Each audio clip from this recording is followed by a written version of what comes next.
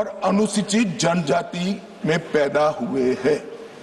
अनुच्छेद 16(4) इसके तहत आरक्षण पिछड़े वर्ग को नागरिकों को दिया जाता है। अब संविधान में कहीं पर भी धर्म के आधार पर आरक्षण देने की मान्यता नहीं है। ये इंडी अलायंस वालों ने अपनी तुष्टीकरण की राजनीति के कारण इस देश में मुस्लिम आरक्षण की डिमांड खड़ी करना चाहते हैं और इस संविधान की बात करते हैं। कोई भी संविधान पढ़कर बता दे मुझे, संविधान के किस आर्टिकल से धर्म के आधार पर आप आरक्षण करोगे? कोई बता दे मुझे। एक भी आर्टिकल में कोई प्रोविजन नहीं।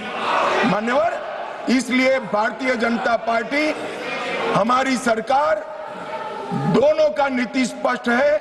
जो संविधान सम्मत नहीं है वो धर्म के आधार पर आरक्षण हम ना भी देंगे, ना कभी किसी को देने देंगे।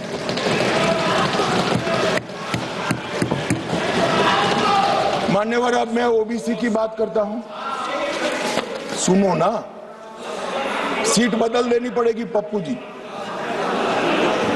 मान्यवर, इस देश में ओबीसी का सबसे बड़ा कोई विरोधी पार्टी है तो मैं बिल्कुल कंफ्यूजन के बगैर कह सकता हूं, कांग्रेस पार्टी। इन्होंने चौधरी चरण सिंह और सीताराम केसरी का अध्यक्ष का दोनों को काल पूरा नहीं कर रहे। 1957 में, ध्यान से सुनना, अखिलेश जी कहां बैठे हो आपको मालूम होना चाहिए। 1957 में काका साहेब कालेलकर समिति के सुझाव आए जो ओबीसी को आरक्षण देते थे। उन्होंने काका साहब कालेलकर समिति के पूरे सुझावों को ठंडे बस्ते में डाल दिया। 1980 में, ये जवाहरलाल जी थे, 1980 में इंदिरा जी आई, मंडल आयोग का सुझाव आया और मंडल आयोग के सुझाव को इंदिरा जी ने ठंडे बस्ते में डाल दिया।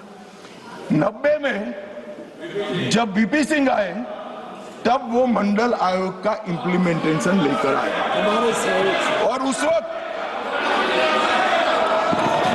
मान्यवर विपक्ष के नेता राजीव गांधी थे। तो नेहरू जी, इंदिरा जी और अब राजीव गांधी, उन्होंने यहां पर अपने जीवन का सबसे लंबा भाषण मंडल आयोग का विरोध करने में किया, अपने जीवन का सबसे। और कांग्रेस ने 51 और 71 दोनों में जाति जनगणना का भी विरोध किया। मान्यवर, अब क्योंकि अब मेल नहीं खा रहा है, 15-20 बार चुनाव हार गए, तो अब ये ओबीसी के हितैषी बनने आए। मान्यवर, मैं आज आपके सामने कहना चाहता हूं, कांग्रेस पार्टी ने अब तक एक भी ओबीसी का प्रधानमंत्री नहीं दिया। भारतीय जनता पार्टी ने नरेंद्र मोदी और अति पिछड़ा समाज के व्यक्ति को प्रधानमंत्री बनाया। मान्यवर, इन्होंने काका साहेब कालेलकर समिति में विरोध किया।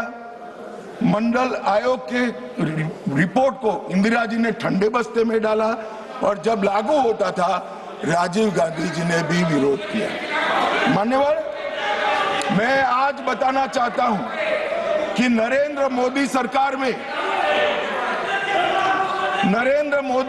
में 27 मंत्री ओबीसी समुदाय में है, जो 40% होता है।